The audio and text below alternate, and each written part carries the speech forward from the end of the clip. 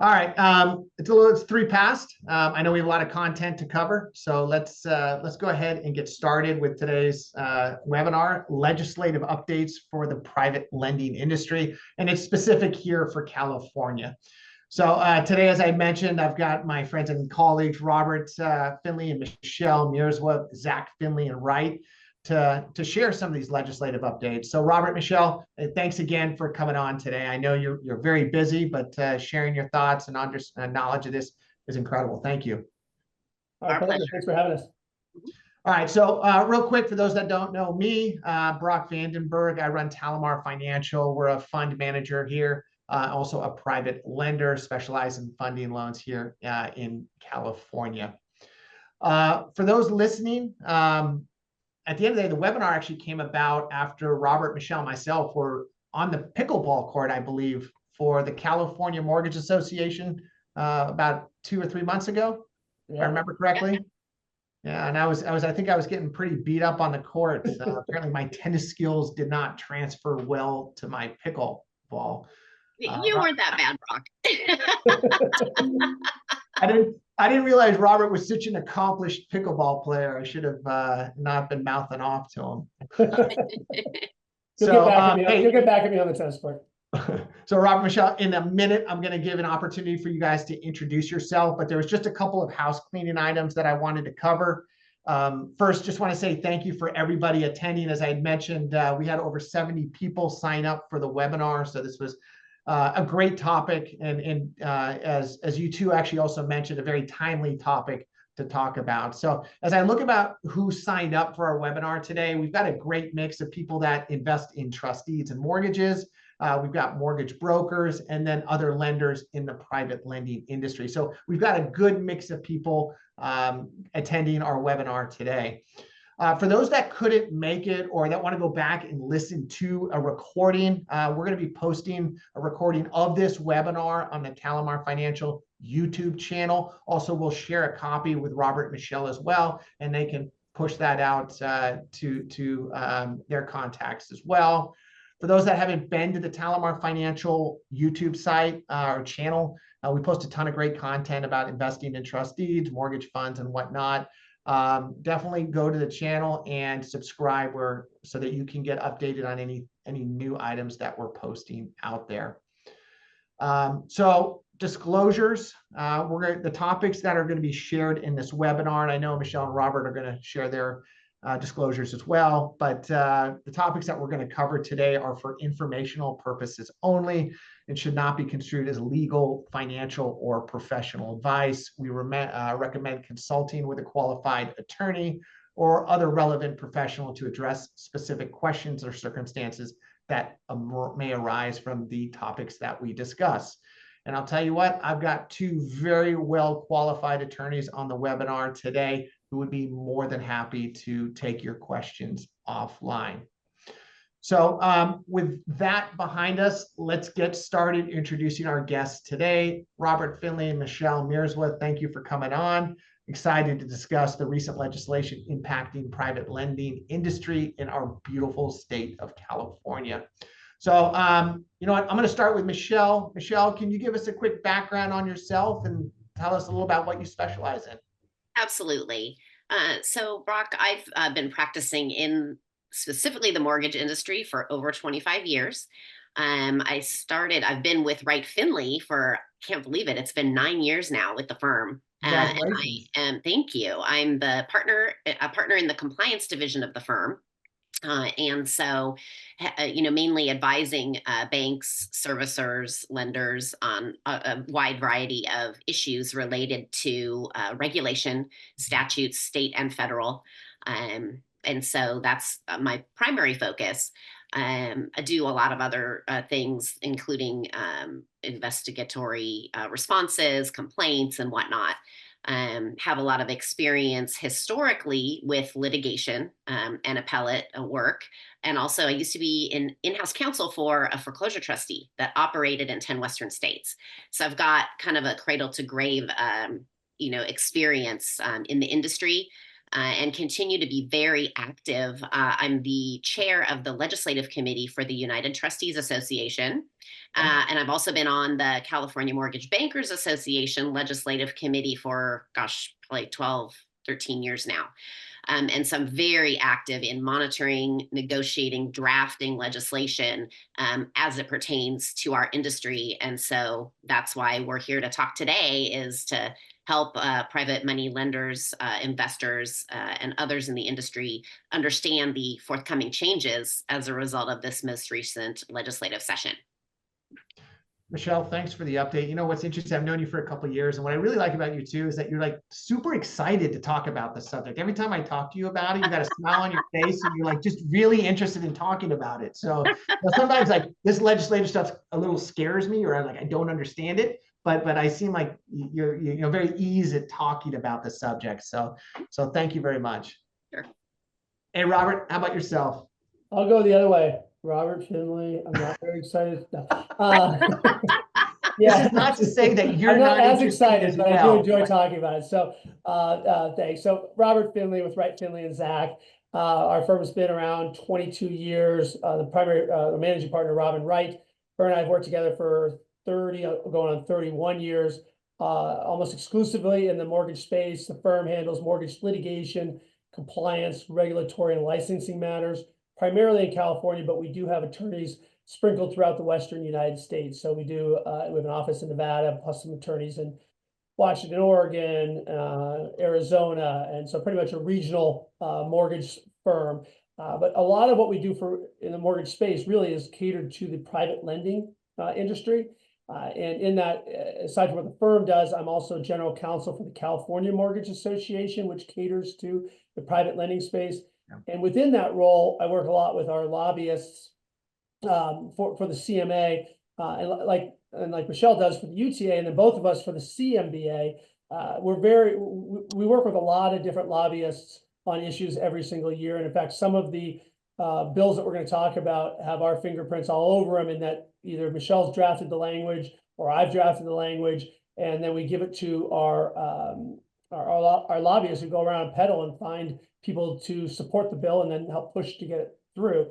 Those, of course, are the good ones that we draft, and then we also try to amend or fight or shoot down the more difficult ones. Okay. So if anyone's ever gone and I highly recommend this, the California Mortgage Association is an association that is dedicated to the private lending industry, educating and progressing the private lending industry. I've had an opportunity to listen to Robert speak about legislation. I highly recommend getting involved in the California Mortgage Association and listening to both Robert and Michelle speak. It's super interesting. So thank you for all the time and effort that both of you work with on the California Mortgage Association. So real quick, we're going to get this started here in just a sec. As I had mentioned earlier, these webinars are really not just us talking to you, but we want you to come back and ask us questions. If there's a topic that you don't understand, please feel free to use the Q&A button to submit a question. We'd be more than happy to try to get to it. We try to keep the questions obviously high level, anything specific to a situation that you're in. Michelle or Robert, we'd be more than happy to answer your question offline. I always like to say that, look, if you have a question about a certain subject or topic, I guarantee you somebody else also has that same question. So please feel free to use the Q&A request button. So with that, let's go ahead and get started. Robert, I'm going to put you on the first question here. All right, you ready? I am ready. Fire away. All right, I know it's been busy. We've talked a lot about recent legislation that's been coming through. Can you give us give everybody just a quick highlights of what's going on, what bills that you're seeing, what's getting passed, what's not? I'd be happy to. But one quick thing real quick before that, I noticed when you were doing the intro, you had Zach as the first name in the law firm. It's actually Wright, Finlay and Zach, although John's going to be very flattered to know that he got bumped up to number one, which is going to really surprise him since he's been retired for 5 years. But it is Wright, Finlay and Zach. Okay. And we are going to, there's three main bills that we're going to talk about, but two of them we're breaking into two different groups because they have really different provisions to them. So we're talking about SB, which is Senate Bill 1146. And this one did two different things. It addressed the In re Moon decision, which involved usury issues and really took loans that were exempt initially from the usury statutes, and then made them subject to the usury statute and potential damages there. So I'll get more into that, but that's one part of it. And then also there's changes to the homeowner bill of rights that are in that SB 1146 as well that we'll talk about. And then there's AB, which is Assembly Bill, AB 2424, which impacts loan originations and foreclosures.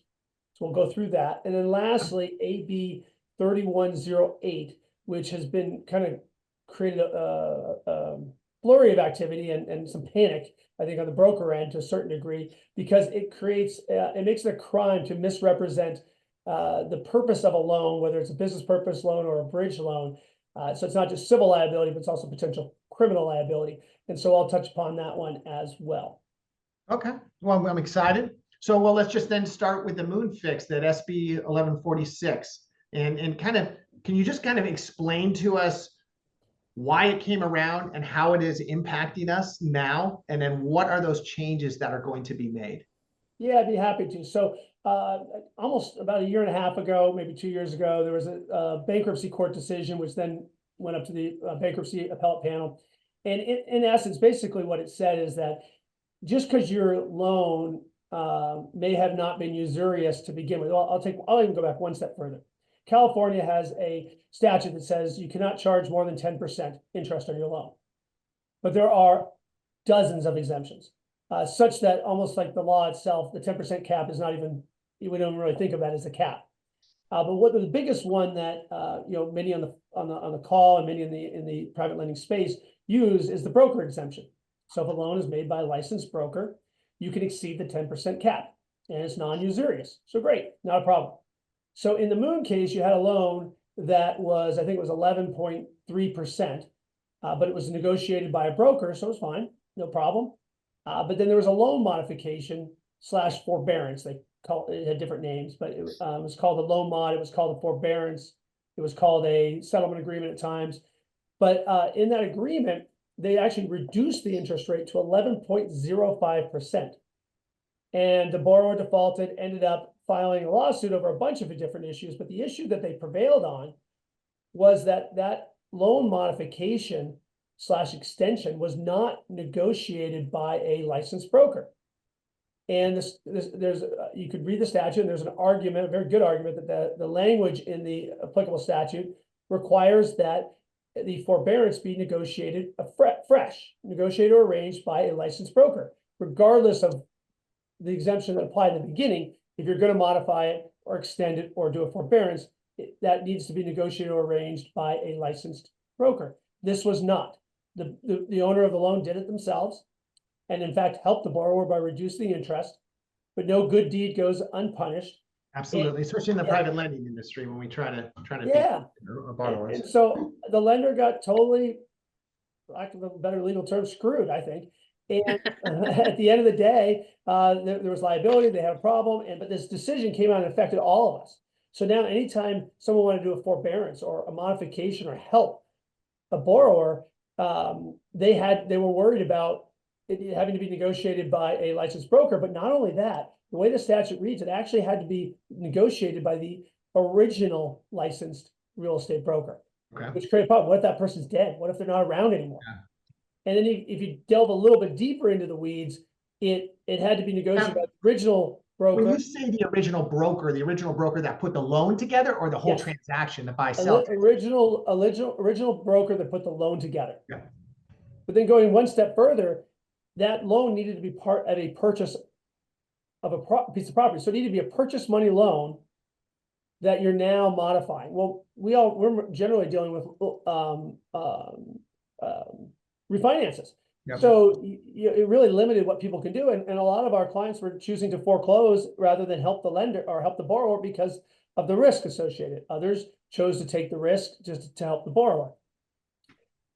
So what we did is we drafted language, and when I say we, I mean the California Mortgage Association, our committee chair, Liz Knight, and myself and others. We drafted language and brought it to our lobbyist, Mike Below.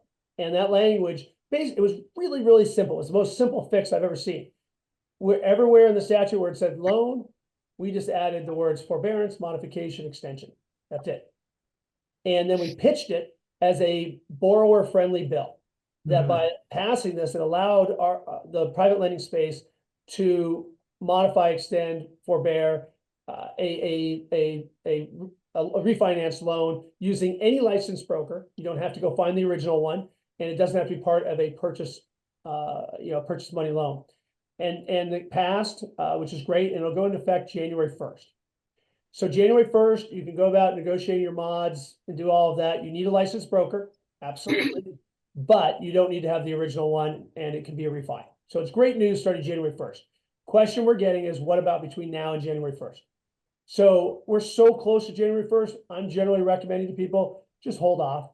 Hold off doing your modification, extensive forbearance until January 1st. And then that way you avoid any problems that are out there. So really proud of that, really proud of that one. We drafted the language ourselves, it got passed, and it's a fix. It really helps the industry and helps borrowers, but also helps our investor clients and lending clients avoid a ton of stress and expense. Yeah, it's unfortunate because I was talking to another lender who wasn't going to extend a loan that had matured a month or two ago until January 1st. And I think it does. It really puts us lenders in a difficult position, to really help out the borrower to extend the loan, even, if it's a great loan, to extend it today versus having to wait for January 1st. And then, the question comes up as well, is there going to be default interest that's going to be accrued? And obviously that's going to come down to the lender's decision, but it really puts borrowers in a bad position. Absolutely. So fix is on the way, January 1st, and just between now and then, be patient. Okay. So my understanding is that there's actually other parts of SB 1146 that could impact the private lending sector. Michelle, I'm going to put this question over to you. Can you briefly explain what those other items are? Absolutely. So again, we were able to enact some clarifying provisions that give a little bit more, solid guidance to private investors who often are operating under the licensing threshold. May not actually be licensed brokers, may be small actors originating or servicing a small number of loans. And so when the California Homeowner Bill of Rights was originally enacted, it had requirements that differed for different sizes of lender servicers, right? So there was a thought that large servicers with huge portfolios were not properly treating borrowers, not accurately evaluating their loss mitigation applications, and maybe moving forward with foreclosure at the same time. So there were very stringent provisions put into place regarding those large lenders and servicers who had completed 175 or more foreclosures in the preceding annual year. And there were various things that those lenders had to do. When the statute was drafted, it created a smaller category for under 175 servicers and borrowers or lenders. And so, but unfortunately, the way that exception or that separate category was drafted, it only applied to licensees under either the DRE regulations, business and profession code, CFL, CRMLA. So only persons who were licensed under those regulatory schemes and had processed under 175 foreclosures would be covered under the lower threshold, the less onerous provisions.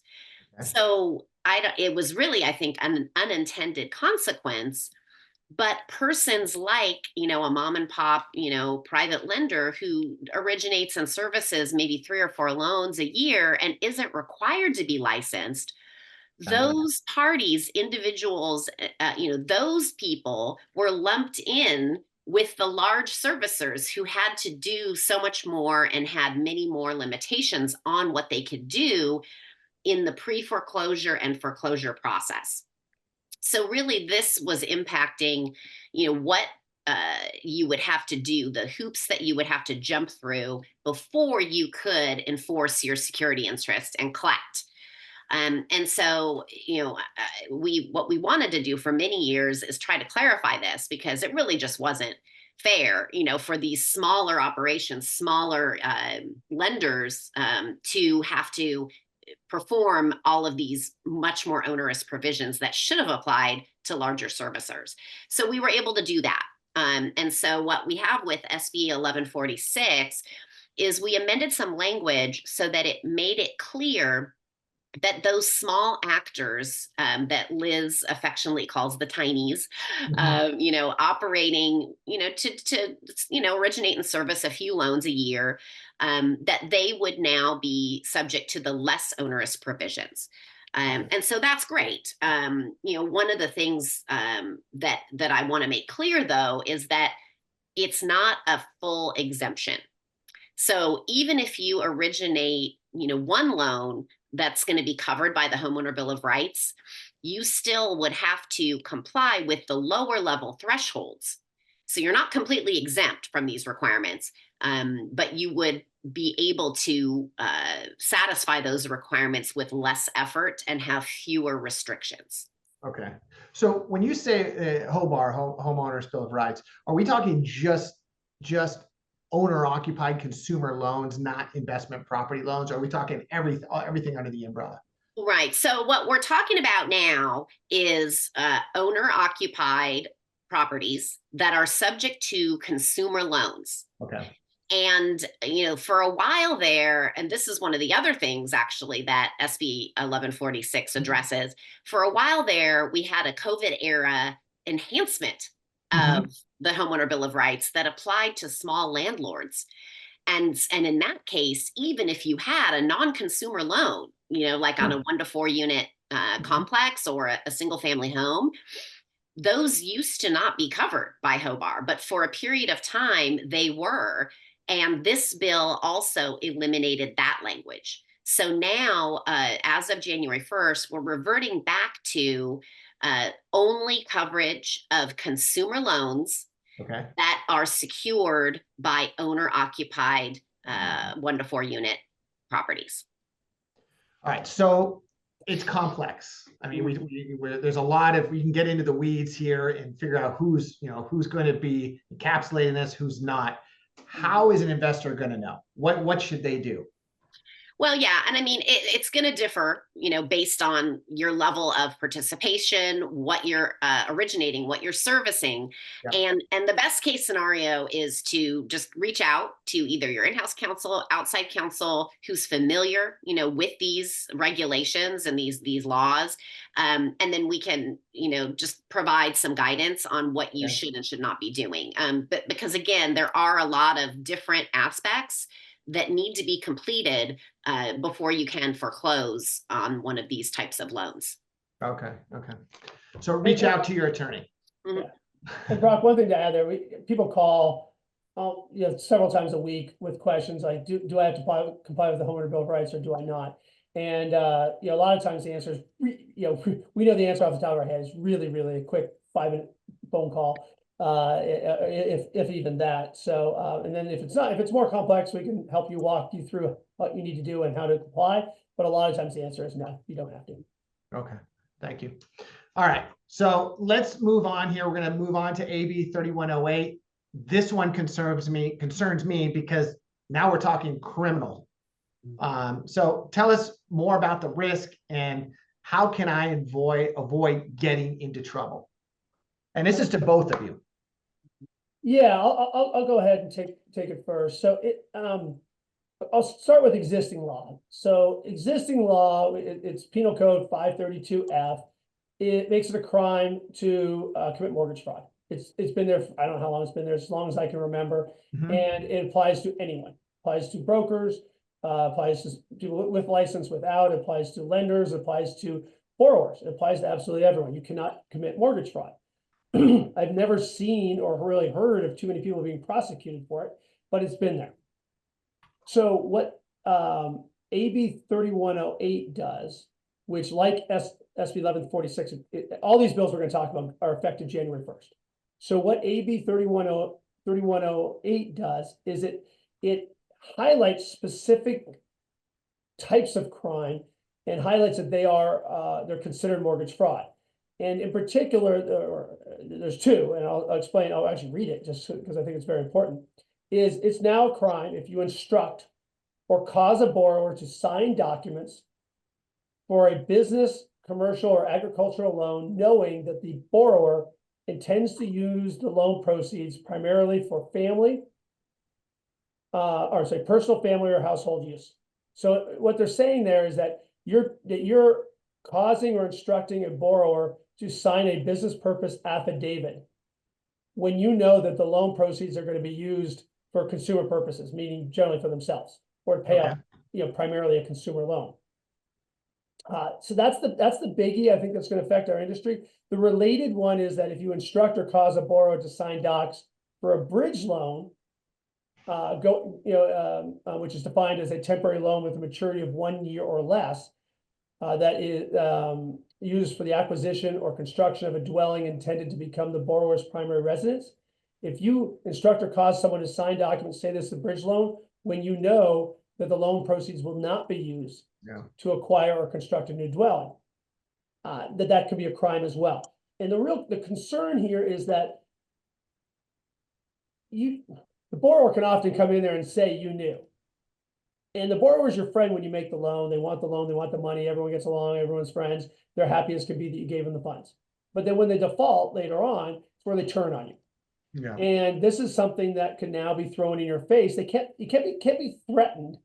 You can't threaten criminal prosecutions, part of a settlement of a lawsuit, or to entice you to make a modification or anything like that. But in the back of your head, there is this risk down there at the end of the day that the borrower could change their tune and say, yeah, I told you repeatedly that these funds were not going to be used for a business purpose. Or I told you repeatedly I was not going to use the bridge loan funds to acquire or construct a new dwelling.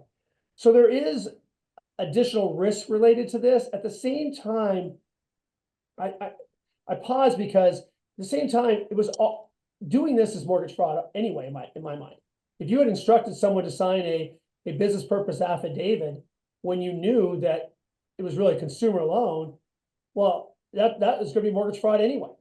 And so now so to me, it doesn't really create new liability. I think that liability was there. However, what it does is it highlights these two particular areas of the crime of mortgage fraud. And I guess in theory, it might make it draw some more attention, make it more popular to a district attorney's office or the state attorney general. Maybe they weren't aware of this particular type of fraud before, and now it makes it sexier, more attractive, or more appealing, more in fashion because it's new. So I don't think technically it increases your exposure. Maybe it increases the attention to mortgage fraud. We don't know yet whether the attorney general is going to be jumping on and prosecuting people. We don't know whether local AGs are going to be doing it. I think they have better things to do, frankly. And that which is probably shown by why they haven't really pursued a lot of people for mortgage fraud. At least not a lot of people in our industry. I don't know if it's going to have a big effect at the end of the day, but it definitely could cause you some concern, could cause you to lose a little sleep. And so I understand why brokers are very concerned about that. Michelle, yeah, we actually tried to clarify that and say, look, this really isn't necessary because this kind of conduct is already covered by the existing language. But, it was just one of those things that they really felt like they wanted to push through and specifically cite those. So I can tell you kind of how this looks in the real world as a lender, as loan requests come in. So broker calls in and say, hey, they need just a short-term bridge loan on a property that they own because they just need a capital infusion for their business. And you kind of just, quick question is, do they live there? And the response is, well, they don't have to live there. And that's like the number one thing that I hear. Okay. So I think right now we're talking about owner-occupied consumer loan. And I think there's this idea that you can kind of skirt around the fact that, well, they don't live there, or they can move out but move back in. And they're really, at this point, you don't want to play with that gray area. It will come back and bite you if a loan goes bad. I've, I can even tell you, we specialize, or we fund a lot more fix and flip loans, where these loans are obviously business purpose loans. The borrower has an entity, they're buying the house, they're showing a budget of renovations. They've probably done a dozen of these in the past. But where it caught me once was same fix and flip loan going right into COVID. Borrower said, we had to initiate the foreclosure action, was missing payments, and came back and said he was living in the property. And we demonstrated this whole time that this was a business purpose loan, fix and flip, on the market, history of it. Now, it worked out in our case, but it was not a cheap way of defending ourselves. So, if you're playing in this gray area of, is it owner occ, is it consumer, is it not, is it really business purpose? Just stay out of it, unless you're okay with taking that additional risk of doing owner occ or consumer loans. Yeah, and Brock, if I could add to that real quick, that's probably one of the most common areas of litigation we see, other than the In Re Moon stuff that I talked about, which is going to be going away. But it is borrowers filing lawsuits saying that you gave me a business purpose loan, but everybody knew this was really a consumer loan at the end of the day. And there's exposure for brokers and lenders who do that, because there's a bunch of different laws that have to be complied with if you're making a consumer loan versus business purpose. And in fact, we just did a webinar for the CMA, I think it was last month, for an hour. And all we did was talk about how to avoid accidentally making a consumer loan. And we did, at the last CMA conference, we did a 2-hour session on the same thing, because it's a hot button right now. And the criminal liability kind of highlights that. And one thing, you talk about owner occupied versus non-owner occupied, that can be one factor, but it's really not determinative at the end of the day whether a loan is a business purpose or not. That's true. What was the primary purpose of the funds? Mm-hmm. What's the primary purpose of those funds? What are they going to be used for? Which is really hard, because you're at the mercy of your borrower telling you what they are, and the borrower could be lying to you. So sometimes you have to kind of draw it out in them. If it's a fix and flip loan and this developer's done a dozen of them, well, that's pretty clear going to be that's their business. If it's their first fix and flip loan, it can be legit, it can be a business purpose, but I'd be a little more nervous. So you have to dig down and ask some questions and really weed out some of those bad borrowers that come to you, and they know the game, and they know they can't get a consumer loan, so they tell you it's business purpose even though it's not. I have a case right now where the borrower is suing my client, claiming that you knew this was not a business purpose loan. Well, when you start looking through, this was their third or fourth business purpose loan on the property, and with different brokers, and each time they sign a business purpose certification, pulling more money out. Yeah, saying this was taking more money out. Saying this was a business purpose loan. And so, of course, one of the things we're pointing to is, sure, shame on, maybe shame on us once, but shame on you for 4 times, signing this affidavit. But borrowers will do anything because they need the money. Yeah. And it's scary. I'll say it's scary because, hopefully you get on the phone with the borrower, because the borrower is maybe a little less educated on how to answer the questions, but you get a broker who knows the rules and will, again, change the story around to make it sound like a business purpose loan. That's what scares me. Yeah, we've been talking to many of our clients about getting certifications from the broker, also that they verified it was business purpose, and then recording either through Teams or Zoom the actual signing of the documents. So when we go into court later on, instead of just having a business purpose certificate that the borrower says, yeah, they stuck it in front of me with a 1.5 inches of documents and just told me to sign, I didn't know what I was signing. We would actually have them on Zoom or Teams explaining that business purpose to the camera. And that when we go to court, that's going to make it a lot harder for them to dispute later on the purpose of the loan. No, exactly. And there's 2 questions that popped up. One's more of kind of a comments. Residency fraud is already a no-no. I see so many DSCR loans. People are not familiar with a DSCR loan. Imagine kind of a rental property loan. Applicants try it all the time. They try to submit loans using rental property application, even though their intention is to live in the property. So we see that as major fraud in the investment property lending industry right now. Second question here is, how do we tighten up our protocols for confirming that a loan is business purpose, and what paperwork is best to secure the loan? If you don't mind, I've got a couple items that we do internally to ensure, not ensure, but minimize the risk that's going to be consumer purposes. Number one, we like to see, where's the borrower living now? What is on their driver's license? And then, do they own their existing property? So if they own their existing property, higher likelihood that this might, this is going to be an investment property purchase. The other is the reasoning behind it. So you can ask a couple of questions. Why are you purchasing the property? Or if this is a refinance, show me the lease agreements that are in the property. Show me that you're living, you've got an actual primary residence. Those are things that you can do right off the bat that can minimize the risk that somebody is trying to push a owner-occupier or consumer loan through you, or they're saying it's business purpose, but they're really running a consumer loan. Any other thoughts on that, Michelle? Any things that you think are best practices that people could do to minimize consumer loans being told as business purpose loans? Well, I mean, I think that just making sure that you're looking at the documentation, that's submitted with the loan origination. You've got a loan purpose statement, right, on the application. You do, and again, you do have the certifications that Robert was referencing earlier. But again, having that additional potential evidence, right, of the Zoom signing is a great idea.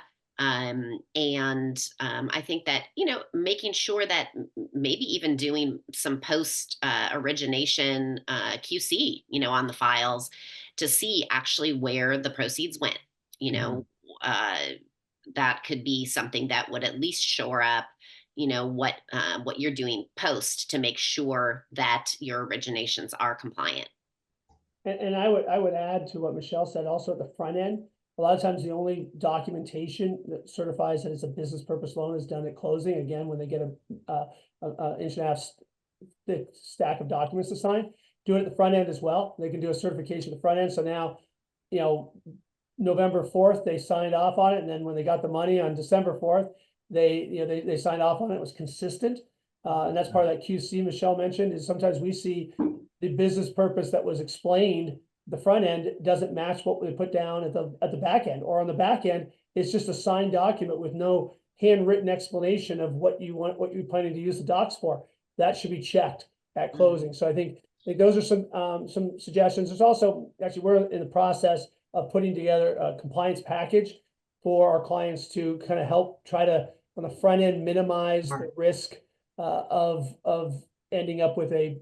accidentally ending up with a consumer loan, and how to weed out those borrowers who are gonna lie to you. And it's crazy that them lying is not sufficient enough for you to win your case always. So you're expected to have figured out they were lying and stop them from lying, because when they show up, they're just going to say that you told me to do all of this. So we're putting that together, and we'll let you know when it's out, but it'll be soon, because this is a big problem area. The other things that I go back and, if a loan doesn't go as what we had planned, there's things that we look for in the loan, of things that really we should have known prior to doing the loan. Number one, credit. I think there's this idea that in the private lending industry that you're just working with people with poor credit. That's far from the truth. I mean, we try to only work with people that are 675 or higher in terms of credit, so they demonstrated a history of making payments. And so if we're working with somebody with lesser than that credit, we seem to have issues like this stuff come up on it. Also, if they have a history of investing in real estate, I mean, if this is like a homeowner that has never ever invested in real estate, I mean, it's kind of a red flag that all of a sudden they need a hard money loan to do something. I'm not saying it's always the case, but I mean, these are little flags that can pop up. And I always tell my loan officer staff, like, hey, it's not the one thing that's going to hit it. It's just the culmination of all of the odd responses, and you put it all together and you go, you know what? This just doesn't sound right, and you can just, I don't know, if you just doesn't sound right, you just know. So that's my thought on that. And guys, one other comment I'll make just on some of the cases that we've seen is that in litigation, text messages and emails that occurred during the origination process are going to be subpoenaed, right? Or they're going to be asked for in Gotcha. discovery. And we've seen cases, sadly, where bad actors have, said, and there's emails that say, oh, well, if you just sign this, we can get this done for you. It's okay that you live there, blah, blah, like stuff like that. And it's just, that sort of documentation comes out in the wash. So, And deleting your emails and deleting your text does not make it go away. right. So another question came in. I don't know if it's specific about this case. Let me know if this is something you can answer. If a borrower misses their monthly interest payment due on the first of the month and it's not paid by the 6th after a 5-day grace period, is the borrower in default? And when does default interest commence? I've been recently told the borrower needs to miss 2 payments before they're in default. And there's some ambiguity around the default interest can be charged. Is this true? Little off topic. Is this something that we can? I can hit on it really quickly. So a case came down 2 years ago in September that basically said you cannot charge default interest following you cannot charge default interest on the entire unpaid principal balance following a payment default. Shockingly, some people still don't know that, but in the old days, up until this case came down, when a loan went into default, they missed a payment, you would go ahead and start charging default interest from the date of the default, which in that case would be the 6th day. And you charge it on the entire unpaid principal balance. Under that decision, you can't do that anymore. You need the loan to have matured in order to charge default interest. There is an argument that if you accelerate the loan based on the non-payment, that you could charge default interest from the date of acceleration. That issue is before the court in many different cases, and we'll find out how that goes. But the safest route is don't charge it till the loan is matured. Yeah, I agree with you on that, Robert. That's how we play it right now. We don't charge default interest on late payments. It's not worth the risk right now. But I'm interested. Maybe we come back. I'd be interested to hear the response on those cases. What the response is. I will, and that's another question we get probably a couple times a week. Can we charge default interest now that the payment's in default? It's like, no, you could have before, but it's hard to do now. So what I would do anytime you want to charge default interest, prematurity, I would call your counsel. Yeah, 100%. Okay. All right, Michelle, question for you. I know you're legislative chair for the United Trustees Association, and you were involved with AB 2424. Can you explain briefly what that bill is and how that's going to impact the non-judicial foreclosure process, and what should investors look out for? Okay. Yeah, so this bill really targets the primary objective is the back end process, right? So after your loan has gone into default, there are some changes that were brought about primarily with the consumer bar and a particular legislative assistant to, one of the legislators that had, problems where a borrower was unable to get postponement when they were planning to market or immediately sell the property, right? And that's what happens, right? Somebody comes to a legislator and says, "Hey, this egregious thing happened. We need to fix this," right? And so that's kind of where this all came from. And so these provisions in 2424 are really targeted at helping borrowers avoid losing their equity by going to foreclosure instead of by being able to otherwise resolve the default, prior, right? Okay. Now, some of these provisions will delay the foreclosure process, but they will not adversely impact the investor's ability to recover on the loan unless the property is already underwater. So there's going to be some short delays of the process, but we instituted provisions that would try to curb abuse of this. So okay. I'll just quickly run through, some of these. So there's a requirement now for the servicer of the loan prior to commencing foreclosure proceedings with the homeowner bill of rights that we talked about before. The servicer or the lender is going to have to advise the borrower that they have the ability to record a request for notice. So this is before the foreclosure proceedings have commenced, and the servicer is doing the due diligence to try to move forward with foreclosure. So some vulnerable borrowers, perhaps, might want to take advantage of this request for notice process to have a trusted individual like a housing counselor, a family member, an attorney record a request for notice of foreclosure proceedings. Okay. Because what will happen is then once the borrower goes into foreclosure and the lender records the notice of default, that trusted individual would then get notice. They would be a required mailing for the notice of default and the notice of sale if they've required a request for notice. Okay, so the consumer advocates thought this, would be a way, and we agreed that it would be, a minorly impactful process because the onus is on the borrower to record the request for notice. And then the notice gets sent to this trusted individual, which might help, an unsophisticated borrower, list the property, sell the property, help, pay off the loan prior. Okay, so that's one of the first provisions in the bill. But the next ones are a little bit more substantive. Once you're in the foreclosure process, and maybe you've been thinking about marketing the property for sale, you've already got it under contract. A lot of times a lender may or may not agree to postpone the foreclosure sale. Sometimes it's because the borrower has been stringing it out for years. Sometimes that the borrower is just using it as a delay tactic. But sometimes, as in this case of the legislative aid, there was a death. Right. And they were having some difficulty getting the probate, resolved. They just needed one more month postponement to close the deal. And the lender wouldn't give it. Right. So the property was foreclosed or was about to be foreclosed. They sold it on a very short non-market transaction and lost equity. Okay. So the objective of this legislation is to give a little bit to the consumer advocates, but not overly burden the lender who really does deserve to pursue collection. Okay. So the next two provisions involve short postponements. If a property is scheduled for foreclosure sale, so a notice of trustee sale has already been recorded and you have a scheduled sale, which is, it only takes 20 days, 21 days to notice a sale. And it's after they've already received a notice of default and had to wait 3 months. So this is when the sale is already scheduled.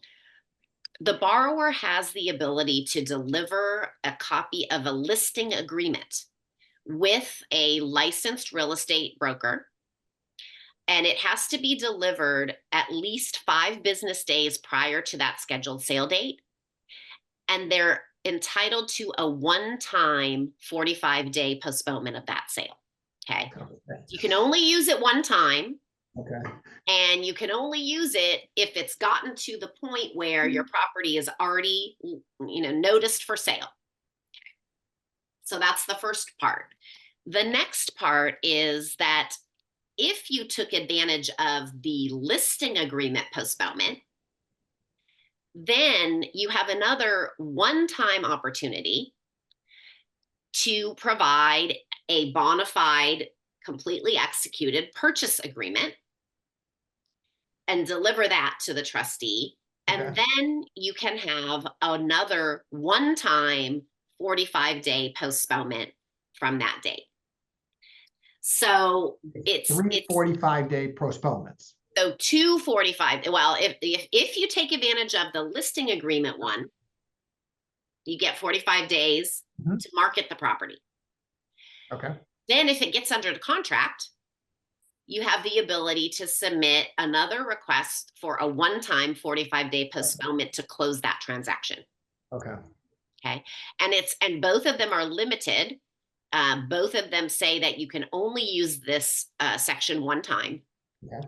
And the second section about the purchase contract can only be used if you already used the original listing agreement postponement. So it's a very limited, we really worked to be able to limit the possibility for abuse of these provisions. but still, give the consumer advocate something that, was going to potentially be helpful in situations where, look, this property really is under contract and it's scheduled to close in 2 weeks, but our lender won't postpone the sale, and we need to get this extra time. Now, again, it's not optimal in a situation where the lender is already underwater, you're already losing interest, and you really just need to foreclose. But the good thing about that is that the purchase agreement, the purchase contract, has to be in an amount sufficient to pay all existing encumbrances. So you're not going to be able to utilize this to abuse it for a short sale, for example, when the property is underwater and there's not going to really be a legitimate sale of that property. So those are the two main, problematic areas for lenders wanting to move forward with a foreclosure sale. Okay. So I want to put this kind of in a real terms of like what actually happens through a foreclosure from a lender perspective. So most cases, again, it's the investors. I have an investor borrower. Most of them, if they anticipate they're going to start falling behind payments, they're going to get that property sold. There's going to be some equity, hopefully, to get this problem off, out of their, out of their hair and get some equity back. But I can't tell you how many times I get calls in from a consumer loan that's been put into foreclosure for 6 months and just keeps getting pushed out and pushed out. And it's because a lot of times these consumers, they put their head in the sand and they don't want to act immediately, even though there's a high probability that they're not going to be able to get out of this foreclosure. They're just not going to be able to bring the loan current. I see it all the time. And that's kind of where I take, like, this is real world situation of what would happen in the scenario that you're talking about. Mm-hmm. Yeah. And, our position as lender advocates was, look, we don't want to foreclose. Yep. Right? We want to be paid. We don't want to take this property back. We don't want to spend these extra funds. So if we can encourage borrowers to list and sell their properties before it gets to that point, especially in today's market, we can support that, with some succinct provisions that don't impose too much of a burden on the lender. And so that was, there were these competing interests. We were negotiating with the consumer advocates, really trying to prevent the build from happening at all. But, in the end, we were able to reach some consensus on some of these provisions. There is one more that I do think is pretty material that I do want to talk about as well. And that's a minimum bid requirement. So this requirement came from an example in some other states. Where at foreclosure, as many of you may know, the lender really can only credit bid the amount of its outstanding indebtedness, right? And so in a situation where there's, for example, in California, many properties are worth over $1 million, right? You've got a loan that, the balance has been paid down over the years and it's only at $350. Well, the lender can only really go in and credit bid at $350. And so sometimes, there's been anecdotal, examples of that property selling for a penny over to a third party. Meanwhile, the widow who was living in the property lost $600,000, $700,000 in equity, right? Oh, yeah. And that was what we saw, when they were trying to pass SB 1323 a few years ago to address this, particularly egregious issue. Well, so this new provision will require a minimum statutory bid for a third party to purchase at a sale for the first scheduled sale. So the first time the notice of sale is recorded, the first scheduled sale date is going to be, the 21, 25 days after that notice of sale is recorded. At that live sale auction, the trustee is only authorized to accept bids in an amount that is at least 67% of the property's fair market value, as determined by an appraisal, a BPO, an AVM that's submitted to the trustee that is within 6 months of that sale date. Okay. So the purpose for this is to at least give an opportunity for the borrower to have that property sold at an amount that's, a reasonable percentage of the fair market value. Because these, anecdotal stories are, loss of 50% or 75% of the equity in the property. Okay, fine. We'll throw you guys a bone. We'll have that first auction have a minimum opening bid of 67%. Okay. And guess what? If somebody's going to pay that and it's sufficient to pay off the foreclosing lender, then everybody wins, right? But if nobody bids the 67% minimum bid or more, then that sale is not finalized, and instead it's postponed for at least 7 days. Okay. At which the next scheduled sale, there's going to be a regular bid, just like before. The lender can issue their credit bid in the amount of $350, and then whoever is the high bidder at that sale will be able to buy the property. Okay. So at least it gives a potential opportunity for an investor who really wants that property to come in and bid at the 67% or a penny over it and still get a really screaming deal, right, on a property, but it doesn't adversely impact this, unsophisticated borrower, perhaps. So realistically, though, I mean, I'm thinking through this. Because I get a lot of questions from trustee investors that say, well, if you're doing 50% loan to value, and let's just say that value of the property is worth $1 million, I'm lending on 500, they default, your outstanding balance of your principal and accrued interest is 550. Do I get the whole 450? And the answer is no. You don't get the whole 450. It goes through the foreclosure sale, and the highest bidder gets, well, per some regulations and whatnot, but we'll keep it very simple. The highest bidder gets the property. But even in the state of California, assuming the market, it's in a relatively strong market, I can't imagine it's going to go below to get to 65 or 67% loan to value. I don't see that. It happens in rare situations, and that's what they want to try to avoid. Michelle, one question, and I can't remember the answer to it. If the is the 67% or the fair market value, is that published or announced at the sale? Do the bidders have any idea what that is? Yeah, so what happened, it's just a minimum statutory bid. And so it's not required to be put in the notice of sale in advance. It's not, required to be saying, in advance, this is what the bid will be.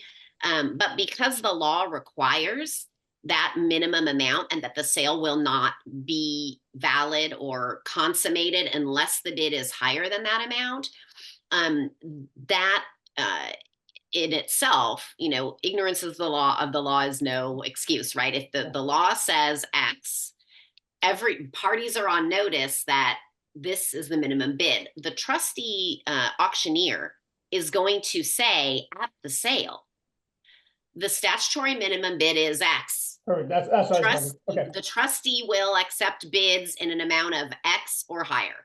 Okay. That's what I was wondering, because someone could come in at 65% and not know. I was worried that, so that's not an issue. One thing I wanted to add too, Brock, if I could real quick, this one here, and you can tell by the enthusiasm in Michelle's voice, she's very excited about it because she spent a lot of time on it. And well, some people may not like the 90-day potential postponement. We know there's going to be abuses. The alternatives that were proposed the last few years were so much worse that, this was a win for the industry, I think, in getting it limited down to something that's a nice compromise where the consumer advocate groups got something, but at the same time we got something that we could live with from a lender and trustee end. And the primary reason we got that is the efforts of Michelle and the UTA. So a lot of work was done on that. So thank you. Hey, Michelle, thank you very much. I appreciate it, and have your enthusiasm. So one thing I have learned from both Michelle and Robert, when I go to these California Mortgage Association events, you start to really look at the inside of how these laws get passed, why they get passed, what the thought process is. And you think it's just like, you just think it's some big legal body forcing these laws down our throats and it's over like that. But there's a lot of give and take, a lot of negotiation that goes into it. And it's interesting to hear from you two as to like how an actual law goes through the process, especially here in the state of California. So real quick, Michelle, because I always like to ask these questions, does AB 2424, is this only regarding consumer or property secured loans? Are we talking business purpose loans? Are they impacted by this as well? Yeah, so there are a couple of differing provisions. Like we talked about the pre-foreclosure disclosure requirements. That is contained in the HOBAR statutes, which, as we talked about before, will only apply to consumer loans that are owner occupied. So that's the part where you have to tell the borrower that they can file a request for notice to get future. So those are limited. But unfortunately, the postponement requirements and the minimum bid requirements, they're not limited to consumer loans. So, Okay. but they are limited to 1 to 4 unit properties, right? Okay. So these, obviously it's not going to apply to a multi-unit, commercial loan that, is on a 20-unit property, but it will apply, to a 3-unit complex that has a business purpose loan on it. Interesting. Okay. Well, I appreciate you sharing that. Thank you very much. All right, Robert, you're on the hot seat now. So all of these new laws are getting passed, these new legislation getting passed, opens up opportunities for litigation.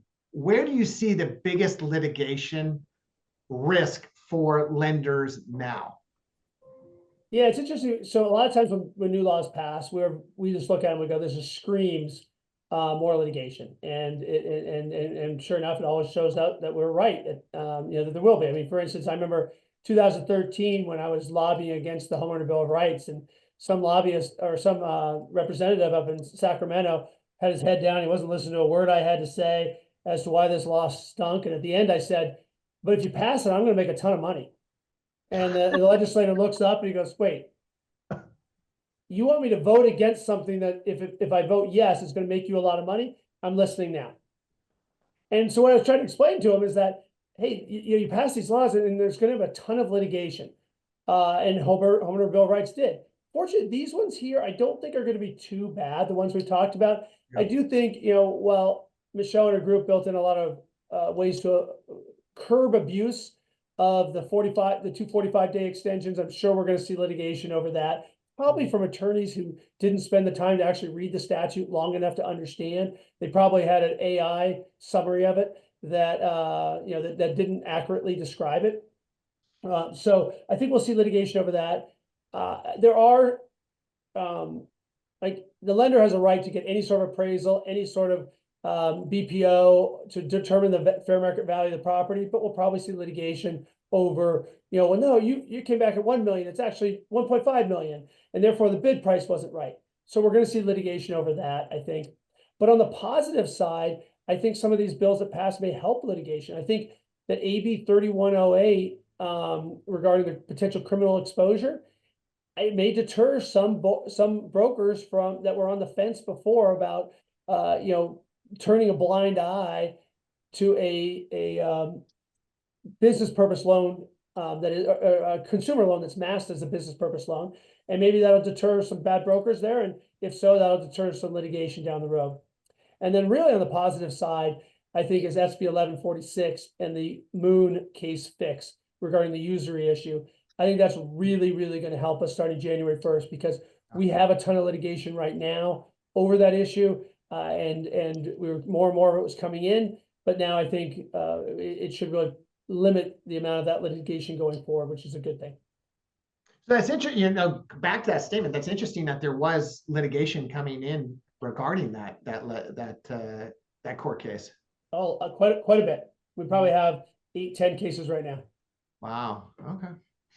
All right. So we're coming up on our witching hour here. Our time has come to conclusion. Number one, want to thank Michelle and Robert for jumping on today and going in depth on this new legislation. So I want to take a moment to open up to all the participants that attend today and ask any further questions. There was a kind of a follow-up comment regarding the default interest subject. If you remember, the question was, when can you start charging default interest and whatnot?